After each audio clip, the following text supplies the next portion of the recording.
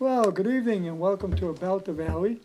My guest tonight is John Deaton, who is a candidate for the Senate from Massachusetts. That's right, U.S. And of Senate. course, you all know Mike Wilkes, second year as chairman of Board of Selectmen. Sir, Nice. thank He you. did a good job last year, so they reelected him. That's good. Congratulations. Thank you. Happy to be with you both. No, thank you for having me. It's great to be here. Yes. And we wanted to talk about what you want to do for Massachusetts because, I said, well, you're going to Washington, but what happens in Washington comes back to Massachusetts. Yeah, well, let me tell you something, and I want everybody really out there to realize this, that if you had a U.S. Senator who was actually fighting for you, could make a big difference. And, for example, even if you compare the governor's position, let's say we get, hopefully, a Republican governor this time. Let's hope Mike McNogue, right, wins Yes, and becomes the governor. But he has to face a supermajority in the state legislature. Oh, does he ever? Yeah. Right? And so, as a U.S. Senator, what people don't realize sometimes is 1/3 of our state budget comes from the federal government. Yes, it does. And on top of that, a lot of people don't know this, Massachusetts per capita spends more in federal taxes to Washington than any state by resident. We spend $22,000 per person in federal taxes. So you need a senator who will fight to get those tax dollars back. I don't mean increased spending, just the tax dollars we send to the federal Yes. government, getting them back for infrastructure, health care, housing. And you can have I could have an immediate impact on the state. For example, any city that is 50,000 people or more qualifies for community block grants. And that comes straight from the federal government to the city. It bypasses Beacon Hill. So the governor, they can't do anything about it. And We've done a lot right here in Northbridge with block grants. there you go. And if it's less than that, then it's called earmarked. So I could be fighting for government contracts to come here. Not just that, but I'm a big proponent of nuclear energy. Oh, so am I. Yes. Okay, good. And Ed Markey, who is the co-author of the Green New Deal, he excluded nuclear. And this is what's crazy. It's cleaner. Yeah. It's carbon free and it's 97% efficient. And I've been telling everyone, I could take 4 small modular reactors. They're 300 megawatt each. Each one of them powers 300,000 homes. 4 of them would power 40% of the 2.9 million residential homes in Massachusetts. We would do it far cheaper and far cleaner for the environment. And Ed Markey won't even consider it. And I think it's because, and I'm not saying this to be funny or be mean, but I think it's because he was in office when Chernobyl happened in the 80s. But there was a whole totally different type of nuclear plant. Exactly. That's the point, that it's evolved. The tech has evolved. You could put a SMR on 2-3 acres. That's it. You don't need hundreds But of if acres we go for back to the solar. old style, we had Romass and we had Plymouth. Yep. How many people died in either one of those? It was Not safe. one. Even like France, 70% of the country runs off nuclear. Well, not just that, but we have our nuclear subs. Our Yeah. energy, it's nuclear energy. If you look at Google, Amazon, SpaceX, all these AI companies, they need data centers, right? Data centers require a lot of energy. And so they're looking into investing in nuclear energy to power the data centers. And so the leading technology companies wouldn't be doing that unless the tech is really, really good. And what frustrates me so much being in Massachusetts is that we have MIT, we have Harvard, we have Tufts, we have the best hospitals, we have biotech. We should be thriving Yes. in this state should be thriving. We should be leading in carbon capture, in quantum computing, blockchain technology, artificial intelligence, robotics, automation. We should be the leader. And instead, everyone's leaving. because of the overregulation, the excessive taxes, the lack of affordability. You know, you got all these people going to MIT or Harvard. They're not staying here. They're getting educated here. We had an opportunity for AI facility for Microsoft in the Valley, in Douglas, Mass. They moved to Virginia instead. You know why? We couldn't supply the electricity. Right. And not just that. And so, like, there was a study done. And so one of my plans, I'm focusing on the three big ones: housing, energy, and healthcare. Yes. And I have a plan for all three. I talked about the housing one with the 4 SMRs, the energy one with the 4 SMRs. I have a 5-year plan to build 5 million homes nationwide for housing by using federal land that's not utilized, like military bases that have closed, state land that's not used. You can undercut the cost of acquisition, incentivize developers to build, but also, if we go nuclear and expand natural gas, a study in Massachusetts by Mass Fiscal showed that we would save families $650 a month in electricity, just in electricity over 10 years. So that's real money. And that's affordability right there on energy and in housing. If you cut through the red tape, you and I were talking, Harry, with Mike before we got on, that we have a housing shortage, they say, Yes. but it takes 2 years to pull the permits. Yeah, I know. So why would it take 2 years to pull permits? Because we got mandates, we got over-regularization, we got reform zoning, so it's easy. Cut the mandates, reform zoning, get the government out of the way. Yes. Streamline it all. And you could do that. I have a plan for a first-time national homeowners plan that would wouldn't allow flipping. It would favor first responders and veterans and all of those folks. I have a vocational plan because we are going to be in desperate need of auto mechanics, heavy equipment mechanics, robotic mechanics, electricians, welders, and those are good paying jobs, and we need them. You know, Ford has 5,000 openings for auto mechanics, starting at $134,000 a year. Yeah, but they can't find it, and so we need to. Our education system really needs reforming. Yes. Like We need to get more into technical education. the fact that, and just so you know, for everybody out there, the first year Ed Markey got elected, you could go to Harvard, your room, your board, and your tuition was $5,000. All right, so One class doesn't even cost that now. I mean, yeah. you can't even do that. You can't even get your books probably for that. No. So now it's $90,000. You know, and so we need to reform that. I've always questioned, make the colleges be part of the loan, student loan. That way, if a student defaults a borrower, the college is on hook. That'll force the colleges to A, help with placement for jobs, B, maybe offer programs that actually lead to employment and not these crazy, Well, liberal art degrees, what are you going to do? I mean, I'm not sure what a degree in gender studies is going to do for you, but but it's still, even then, it's still, you shouldn't come out of college and have $200,000 in debt. No. With compound interest. I have a plan that gets rid of compound interest, and it's you would pay 3 to 5% of your salary, but only when you're working, and when you're not working, and it would be capped at 1.5 times. So if you borrow $50,000, the most you would ever have to pay back is $150,000. I think the government's part of the reason that tuitions are so high. Mhm. Because they'll allow you, they give you so They much back money the for your loans. loans.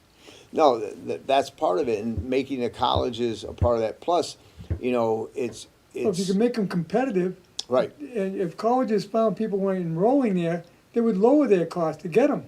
No, there is no incentive, and people like Elizabeth Warren and Markey and them who favor student loan forgiveness, they don't realize you're just telling the colleges, the government will help pay off the loans for people, so keep rising your tuition. Yeah, Like exactly. you're not attacking the root of the problem. Right. You know, and leave it to someone like Elizabeth Warren to get paid 400 grand to teach one class at Harvard that then say, we need to help people with their student loans. And plus, my position is, let's make it more affordable for people and more accessible, but a plumber shouldn't have to pay through his taxes the student loan of a Harvard MBA.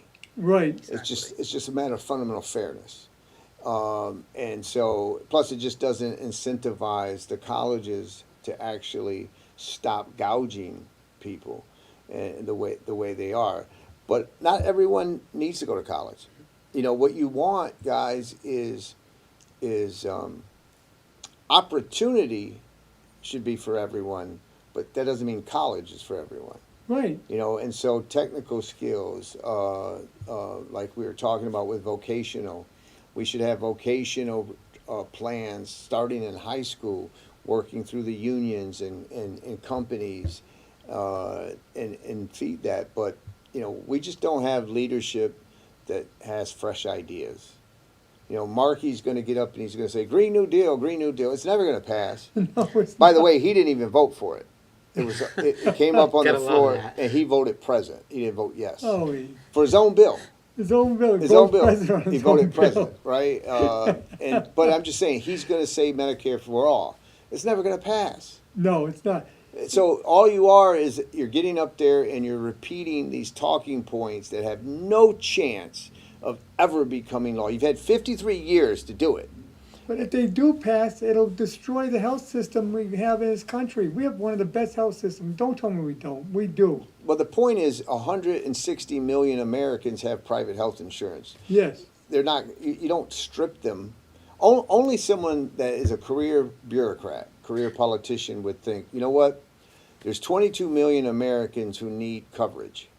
So what we're going to do is scrap the 167 million that do have coverage, experiment with a government one-size-fits-all program.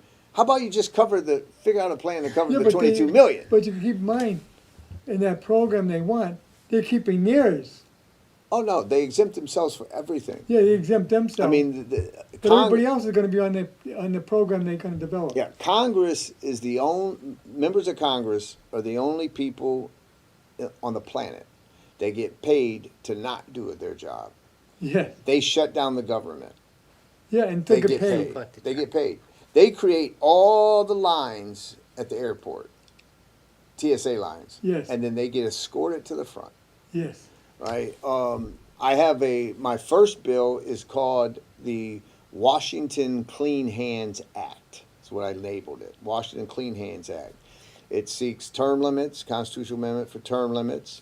It also has a thing that says if you don't pass a budget, you don't get paid. Yeah, that's the way it should be. Exactly. Right? It calls for single issue bills. Why is a bill 1,000 pages? I know. And why does one bill have Ukraine funding and have education, Social Security, like a single issue bill only?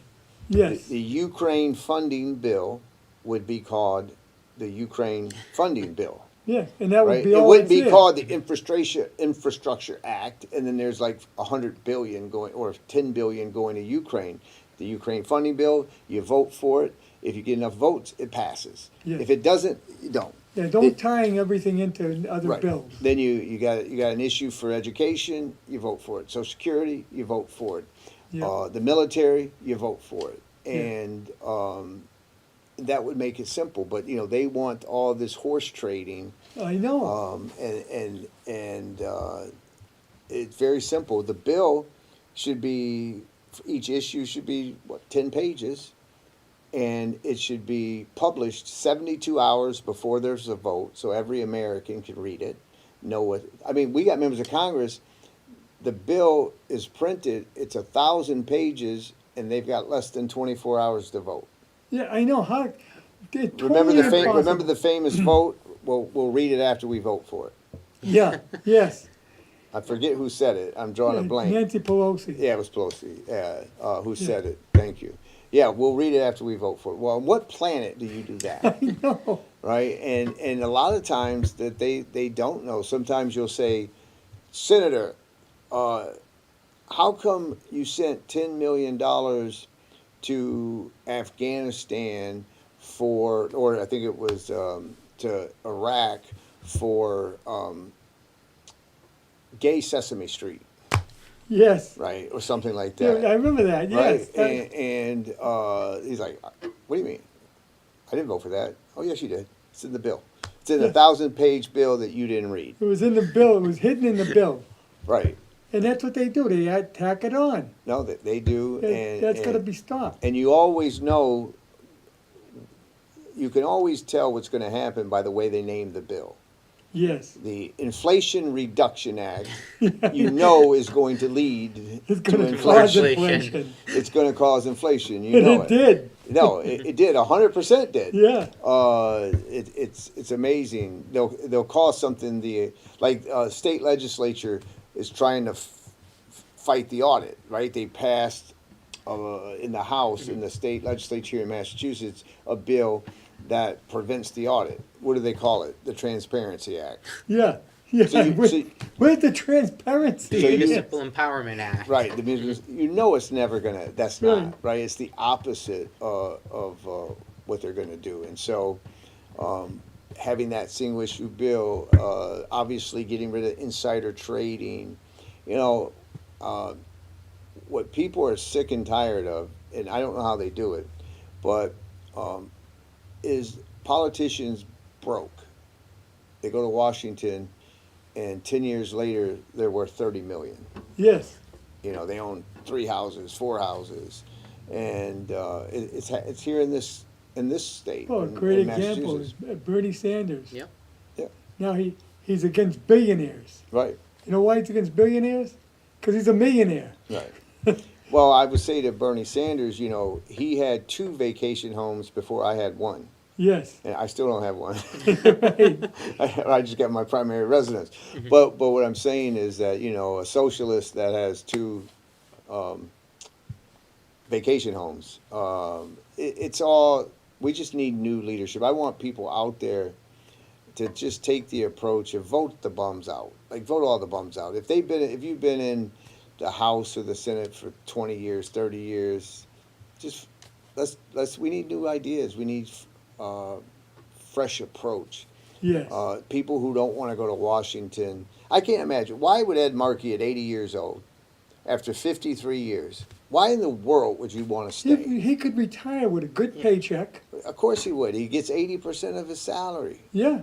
Plus Like, his medical. Everything's Everything taken taken care care of.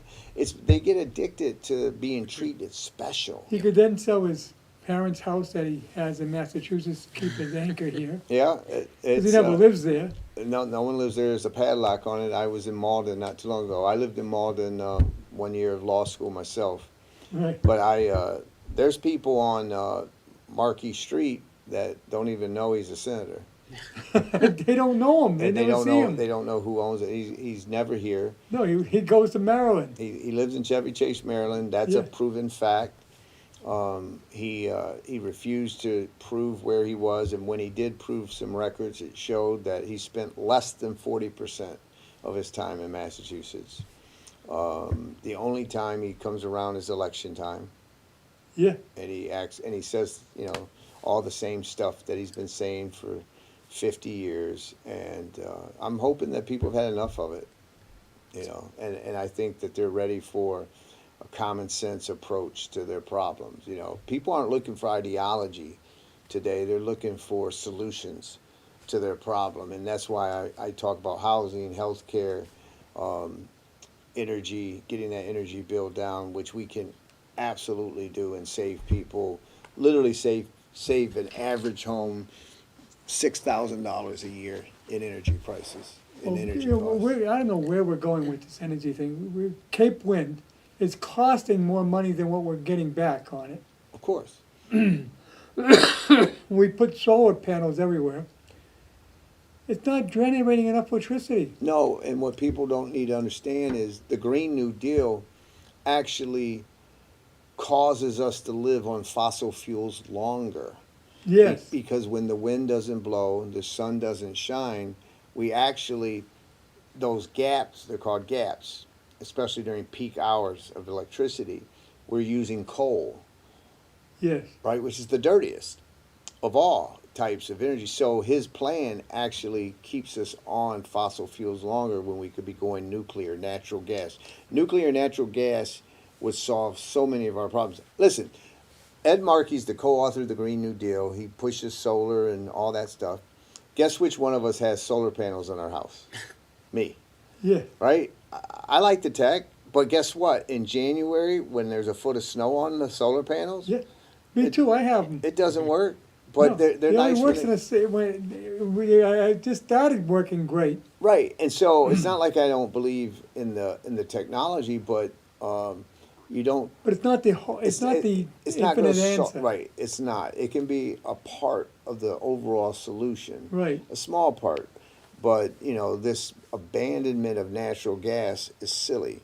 America has such an abundance of natural gas, Yes. and there's ways to And even. it's not that far from us. And exactly, and there's even ways that carbon capture technology can still even reduce natural gas emissions. Yes. There's so many ways to do it. I just, they get up there and there's special interest involved. And if you look at Markey's donors, you'll see people tied to the solar, companies tied to offshore wind and all that. Hopefully, like I said, hopefully people are wakening up. Things can't get worse. I mean, they can obviously, but things are pretty bad in Massachusetts. We have 1.1 million people on food stamps here. That's almost 1 out of 6. Yes, Yeah. that's the other thing too. That's insane. It really is. I mean, and I know in some cases it's totally necessary. Listen, of course, I grew up on food stamps, and my mom, so it's not like I would turn my back, but you want to lift people up out of poverty, not Right. create poverty. Yeah, you don't want to make it so they have to stay in poverty. Right, and so and your policies are making it more and more unaffordable, which means more and more people will have to apply. 2 years from now, 1 out of every 5 Bay Staters will be on food stamps if we don't turn it around. That's 20% of our population. Like I said, we have 7 million people. 400,000 are illegals. We have to do something about that. We have to address that. Deportation is one part of an immigration policy. Barack Obama did it. 3.1 million people were deported under his 8 years. There was cooperation between the state agencies and the federal agencies. You prioritize the bad guys, right? If someone was brought here when they were 5 years old and they're 25 years old and they're working and paying taxes and they haven't committed a crime, I'm not saying give them citizenship, but we can find a way for that person to get legal status, Right. right? But if you came here illegally in the last 4 or 5 years, you know what I mean? You got to get in line and do it the right way. Wasn't ICE was reformed, was begun under Barack Obama, wasn't it?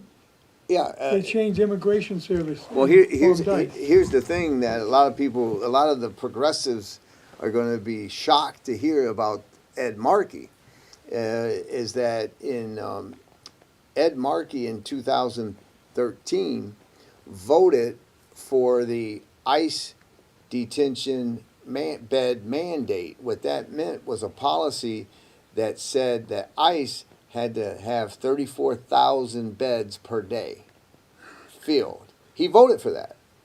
But you see, Markey, and everybody would be shocked that Ed Markey wants to abolish ICE. Yeah, Voted. now they want to abolish it. He 'cause voted Trump's for president. it because he always jumps on the next bandwagon of progressive emotional issue. Yes, 6 years ago, George Floyd happened.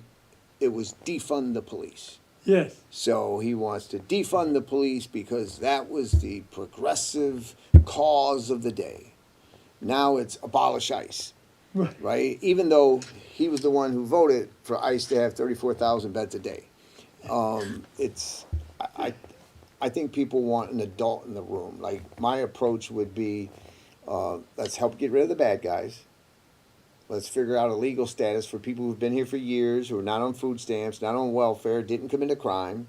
But, you know, if you came here when you were young and illegal and you got 2 felonies, you got to go too. Right. Right? And so let's encourage legal, let's expand. My goal is to expand legal immigration, but maintain a zero tolerance for illegal. Right? Because you slap every legal immigrant in the face for every illegal one that cut in line, got all these benefits. Oh, absolutely, yeah. And it's just not fair. They've spent And we're tons- either a nation of laws or we're not.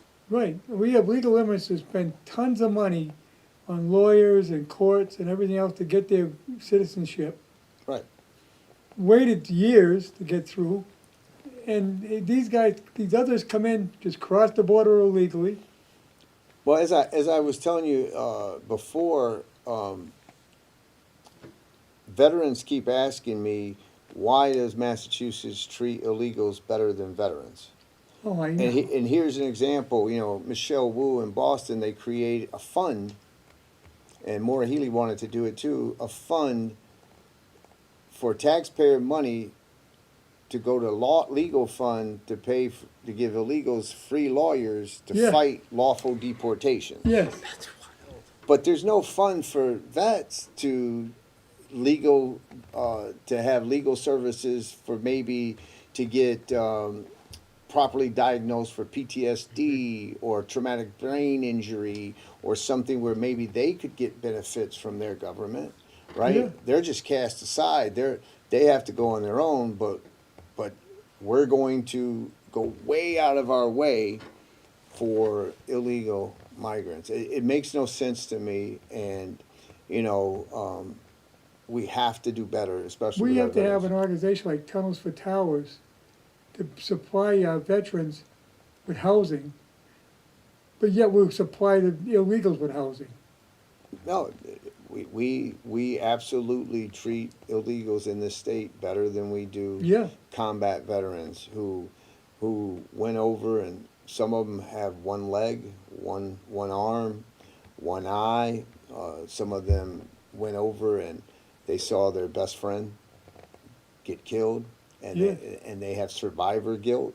Right? Why, if 3 of their buddies died in Iraq or Afghanistan, why did they survive? Right? That's real. That's a real issue No, for you- for people. oh, absolutely, you know, dude, you can't, unless you're a combat vet, you can't understand. No, you can't. People be, oh, you think you'd be happy that you're alive and you made it. No, No. not necessarily, because No. you're thinking about your friends. Yeah. And How come I made it home and right. he didn't?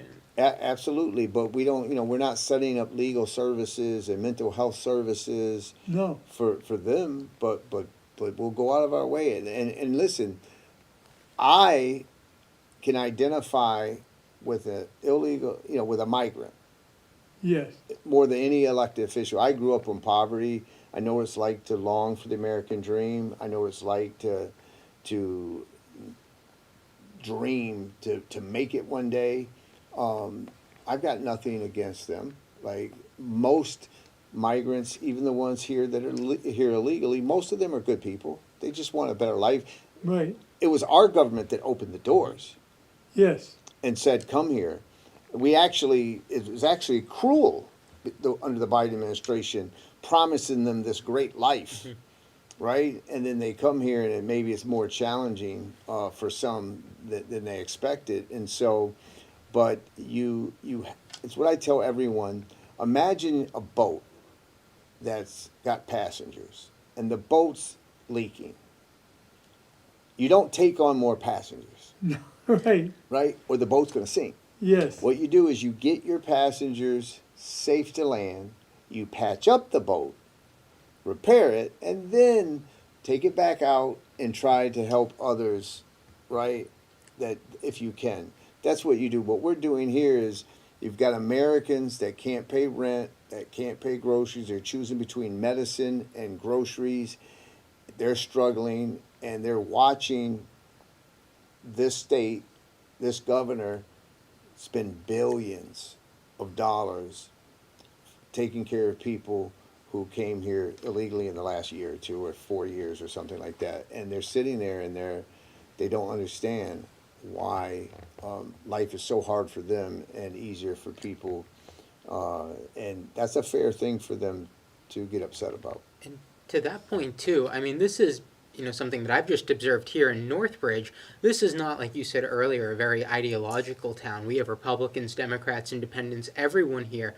These are just basic common sense issues. It's not even like this is a Republican or a Democrat issue anymore. These are just things that are affecting everyone in the state, and it seems like so few people are offering rational and real solutions to these problems. No, they're not. If you look at Seth Moulton's, who I'm debating on Tuesday, who everybody know, Tuesday at 9 p.m. What channel is it on? It's on WCB 38, but it'll be streaming on CBSNews.com and WBZ.com.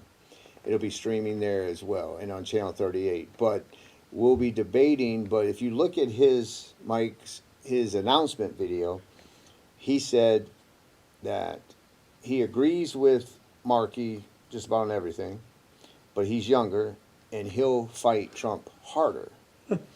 And I just want people to think about that. The next senator gets sworn in January of 2027. At that point in time, President Trump will have 2 years left. Yes. It's a 6-year term. So your entire message is, I will fight someone who won't be there for 2/3 of the term, so elect me. Yeah. That is a terrible message. And I think that people should be ready for someone who's going to say, not be fighting against things, but fighting for things. I'm wondering, is he going to introduce a tax on tips in overtime? Probably because, because Trump favors it, they'll probably not favor it, right? Right. And that's the thing, and I'm glad you brought it up like that, because what I keep telling everyone is, if you're doing your job as a senator, it shouldn't matter who the president is, right? You have one test. Yes. Is it good for Massachusetts and America? Exactly. It is, you support it. It isn't, you don't support it. Right. And it doesn't matter who the president is, right? If it's President Trump and it's good for America and Massachusetts, you support it. If it's President Kamala Harris, right, you support it. If it's Marco Rubio, you support it. If it's President AOC, for some reason, you support it. If it's bad, you don't. It's that simple. I know people think that, oh, that sounds awful simple. That's how easy it is. You know who that sounds like? Senator Fetterman. It is, and I draw a lot of comparisons to Fetterman, because he doesn't let the party leadership tell him what to do. Right. Right. Nancy Pelosi or Chuck Schumer isn't going to tell John Fetterman, you must vote this way. Well, he said what he thinks is best for America. That's right. That's what I do, and what's best for my Pennsylvania. Right, and you're saying the same thing. saying the same thing. I'm not there to support Trump.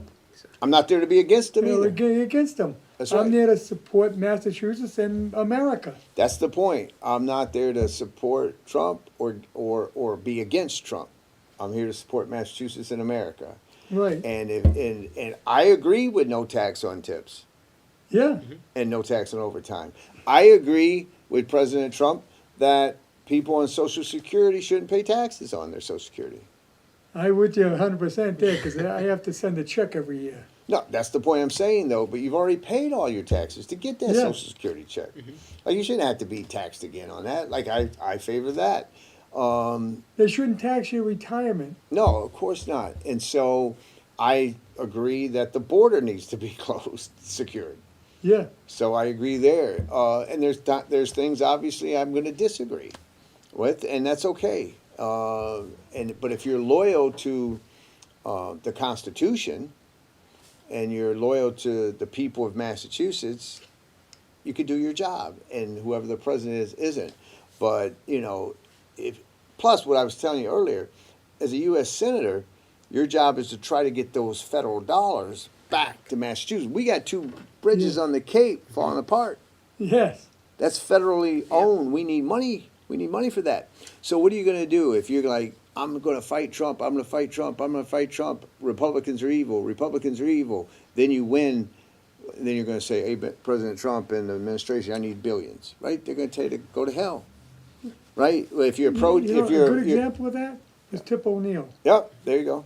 He got along great with Ronald Reagan, and he got a tunnel in Boston. He did, and he would fight with Reagan at times, Right, and then they would have a drink on Fridays. right. Right? And they had a genuine friendship, Yeah. even though they would go off on each other publicly sometimes and all that, but they got it. And But they that, work out a compromise. that's the key. You have to be willing. We live in a divided country. I mean, Yes. Kamala Harris got 72 million votes. President Trump got 74 million votes, or you know what I mean, give or take here and there. That's a pretty divided country. I mean, President Yeah. Trump won the Electoral College. He won every swing state. He won the popular vote. But it's still a divided country. Right, So you have to go there saying, what can I do to help Massachusetts? And the whole goal is, what can I do to improve life for Bay Staters in Massachusetts? And, Yes. and be faithful to the U.S. Constitution. You know what I mean? In my country. That's it. That's your whole thing. And not obsess with who the president is. Right? You know, on one hand, I might disappoint President Trump because I don't care that much about whether he's president, right? On the other hand, I'm not against him.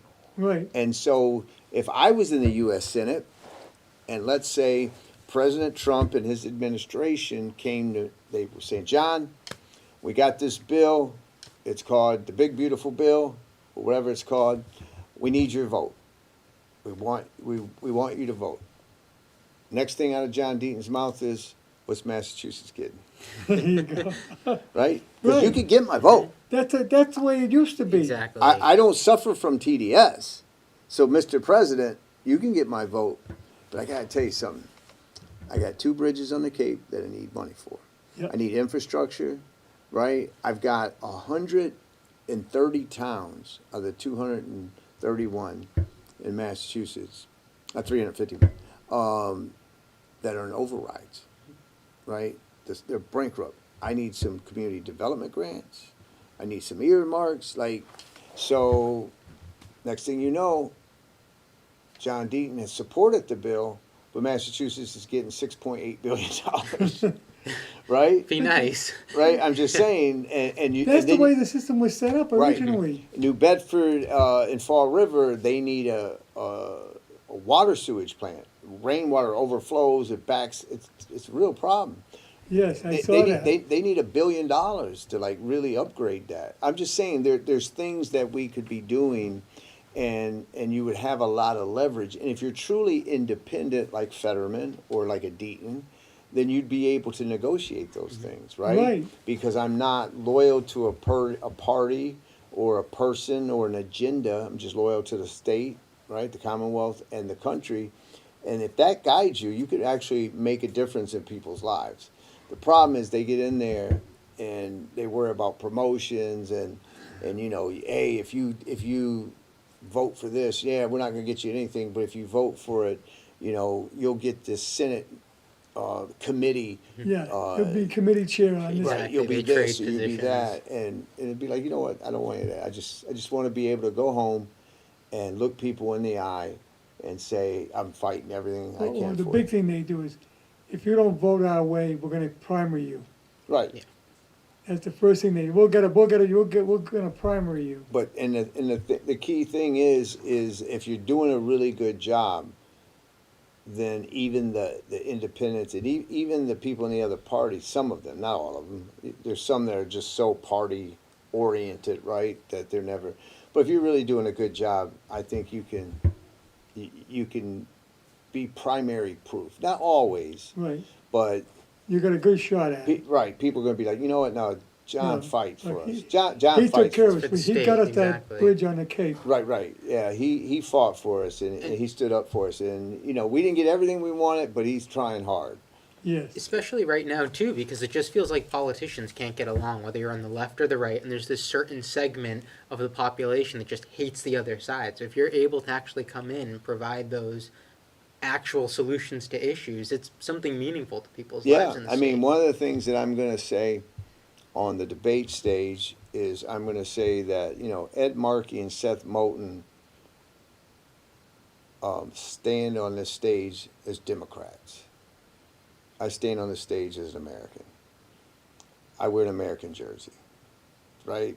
Everything is about them and their party Exactly. and getting power. Look what they just did with Graham Plattner, right? Oh. Look, they just endorsed a guy. You know, they called Trump Hitler. They called Pete Hegseth a Nazi. They called ICE Nazi agents. Everybody's a Nazi, and then a real neo-Nazi tattoo-wearing guy shows up, and they're like, "Oh, he's great. He's a great Yeah. guy. He's a great guy. Let's move on. It's a private matter." I mean, this guy Yeah. is a neo-Nazi tattoo-wearing, self-proclaimed communist who spent years making homophobic and racist comments online, Yes. who blamed rape victims, Yes. who minimized sexual assault in the military, who embraced white nationalists, and who sent pictures of his crotch to random women on an app that's called Predator's Paradise. Yes. With a lot of young girls. Absolutely 70% of the users are 13 to 24. Disgusting. And he's been doing this for the last 10 years, not like 40 He's years been doing ago. while he It's- was married too. Yes, well, he's married. And that's who they want to go to the Senate? Yeah. Like, all because why? You can't Because he be wears a loyal. Democrat jersey and You can't and be loyal to your wife. and he How are you says going to the be loyal to your right. country? and he gets up and he utters the talking points, Yes. right? He's saying the Democrat talking points and he wears a Democrat jersey. Okay, it's no big deal. The fact that he has a Nazi tattoo, who cares? The fact that he's a homophobe, who cares? The fact that he's a racist, who cares? The fact that he said he's a communist, who cares? Right? All of those things, because what you get said, Mike, he's on their side. They try to convince you that Well, there's to put that on the format, he suffers from PTSD. right. Come, that's an insult to every vet that really does. Sure. I mean, listen, your PTSD from Afghanistan or Iraq is not the reason you sent a picture of your penis on an app Right. to girls who may very well be underage. Yeah. 70% of them are 13 to 24. Yes. So 5 other Mainers were arrested and sentenced for soliciting a minor on that app, and he's from Maine. They had a sting on that app. 2,600 predators were arrested. Predators. That's why they call it Predator's Paradise. Ah, But they'll forgive all that, right? Yep. Because he's their guy wearing their jersey. That's disgusting to me. It's like, can we just get back to rational politics and like actually solving solutions for Get the in the constituents? room. Let's talk policy. Let's talk energy. Let's talk housing. Let's talk healthcare. Let's make a difference in people's lives. That's what it was called. That's what public service is. Exactly. Unfortunately, it's partisan politics. Seth Moulton and Ed Markey are what I call partisan hacks, right? Yes. They're just for their party and for their agenda, and nothing matters. Hypocrisy doesn't matter. America doesn't matter. Your own daughters don't matter. Like if it means you're going to get elected. And I just think hopefully people are ready for someone more authentic. That integrity and character have to matter to a certain extent. 100%. Right. well, you used to go to Washington temporarily, and with the idea that it would be a temporary position. You didn't make a lot of money. Now it's a career. They make a lot of money, got great benefits. They don't want to leave. Yeah, we were talking before. A lot of people ask me, because I favor term limits, Yeah. You would give yourself chairman. of course, and they, you have to, because if you stay there for more than 12 years, in my opinion, eventually you're going to sell out. Yeah, And you'll rationalize it. You'll say, well, you know, I would never vote for this. But Nancy Pelosi did promise me that in the next bill that I want, that I'm going to get what I want, so I guess this is the way the game's played, right? Instead of being like, I'm never voting for that, and that's the end of it. And so, no, I believe in term limits, but to your point, a lot of people will ask me, like, why didn't the founders, when they wrote the Constitution, why didn't they have term limits for members of Congress like they do the president? And it's because they would never, ever, ever imagine that it would be a career. It was no, they never, the furthest thing it was from never their mind. expected to be a career. Most of them, even for U.S. Senate, if you go back in time, the average senator served only 5 years out of the 6-year term. They would resign and go back to their small business or their farm or their Right. private life. They did their duty. They made a sacrifice. Their business or their farm probably took a financial hit. Yeah, well, up to the early 1900s, you only got in the Senate if you were appointed by the legislature. Right. And so And they didn't want to stay, no, they didn't want to stay because now. it was a pain in the neck, I mean, Well, clearly for Ed Markey, he's been there 50 years in Washington, and he wants to stay another 6 years, make it 56 years. yeah. But it's not a big travel problem for him, because he hardly ever comes back to Massachusetts. That's true. That's true. One of the things I would do in the Senate, and I haven't heard anyone else say this, but if you look at the rules for voting, it only uses the word quorum. It doesn't say present in quorum. So my question is, I would push for you not to have to be in Washington. We have Zoom. We have teleconferencing. Yeah, today you could do it, you could vote over the There internet. could be very cybersecurity protected, so you know it's authenticated, right? Yeah. That this is Senator Elizabeth Warren. That's really her, and she's appearing via Zoom, or it could be whatever app, right? And she's voting. Why do they have to be in D.C. all the time? Right, Like, you should be amongst your district, amongst your state. I also think that their salary for U.S. senators and congressmen should be the median salary of the state. There. If Completely. the agree median there. state salary isn't 174 grand, you don't get 174 grand. Let's say the median salary is 100 grand. You get 100 grand. You want a raise? Figure out a way to get the raise, get that median up for everybody, right? Yeah. You got to incentivize the behavior you want. right. But if they're allowed to go there, exempt themselves from everything, don't pass a budget, shut the government down, but still get paid, Yes, what's the incentive for them, right? The incentive Right. for them is to play politics and to be these partisan hacks and not do the right thing. Do the right thing. And so you want to get the salary up, you want to get your own salary up, figure out a way how to get everybody's salary up. That's just common sense approach, just like the single issue bill, right? That's all. Just like, no, you don't pass a budget, you don't get paid. I bet they start taking the budget serious then. oh, you better believe they would. They would. Well, wouldn't there, legislation introduced that if they didn't, if they shut the government down, they wouldn't get paid, but it failed?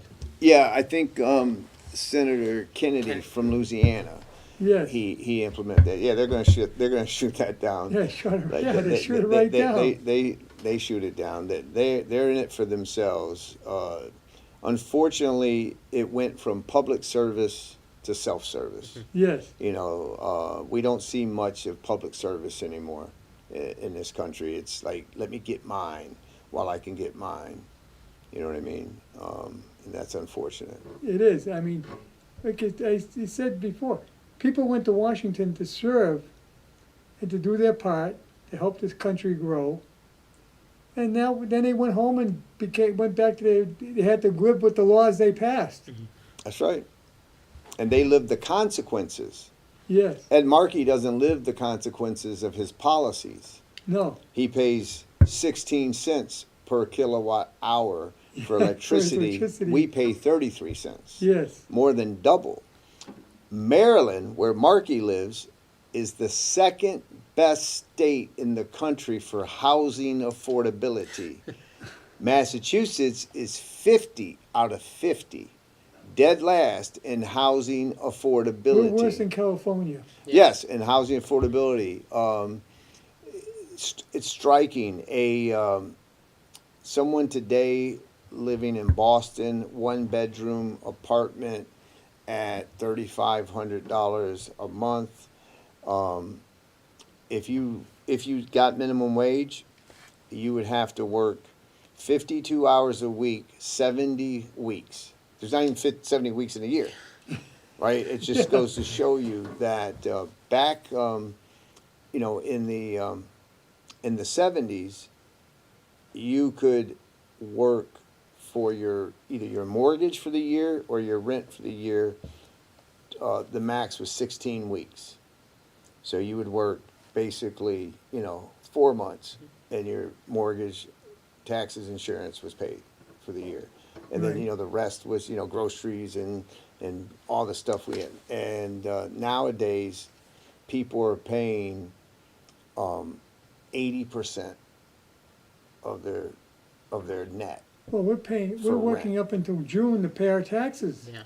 Well, federal and state. that's the thing. And so something's got to change. And the only thing that can change, hopefully, is leadership and getting people with new ideas, people who will put people before party, who will put truth and transparency ahead of politics. We've had enough politics, and I think most people are exhausted with the division. I tell everybody this, and it's so true, but you have more in common with your neighbor who voted differently than you for president than you do Ed Markey or Seth Moulton or Yeah. Elizabeth Warren or Bernie Sanders or AOC or any of them. You and your neighbor worry about education costs for your kids. You and your neighbor worry whether the roof is leaking and whether that's going to set you back. You and your neighbor are worrying about your retirement plans. You and your neighbor are worried about whether you can take a good vacation this year, right? Yes. And putting it on. You worry about the same things, but they want us so divided that it's what you said, Mike. Of there's these two sides, and the other side's evil, and the other side is a threat to democracy, and doesn't love America, and you must hate them. And the social media algorithms drive the outrage. So, you see something that gets you really mad, and you're worked up, and you hate the other side, and you'll see, Democrats are this, and Republicans are that, and just strip all that and realize that the real evil are career politicians, Yes. right? That's the real evil in this country, in my opinion. To that point, I talk with residents here in town, and we'll go over all the issues about things going on state and federal, and so many of them have issues with the people in power. And I say, well, this is such a consequential year for Massachusetts in this election, whether we're talking about the Senate race or even the governor's race. And I say, maybe it's time to start considering some change. And I find it funny because some of them say, well, I've never voted for a Republican before in my life. I've never considered doing it, but I feel like this might be the year where I finally make the swap. And I try to reiterate to them that this isn't, again, a Republican or a Democrat issue. At the end of the day, we're all Americans. We all live in Massachusetts. We want what's best for each other. Like you said, we have more in common with each other than the big politicians pulling the strings like us make to believe. And that's really the key, I think, in this election, is making people understand that, hey, at the end of the day, we are all Americans. Well, it is. And what I would say about Massachusetts is this. Every statewide office, governor, lieutenant governor, secretary of state, attorney general, you name it, Democrat. All 9 members of the House, Democrats. Both U.S. senator, Democrats. We have one-party rule, and just look at the stats. We Exactly. lead the nation in people leaving the state. And the Yes. people who haven't left, 1 out of 3 are thinking of leaving. I can't tell you how many people tell me, if we don't make change soon, I'm out. Right? So we lead that. We are dead last in housing affordability. We are highest electricity in the country, highest childcare cost in the country, 1.1 million people on food stamps. The list just goes on, and it's because of one-party rule.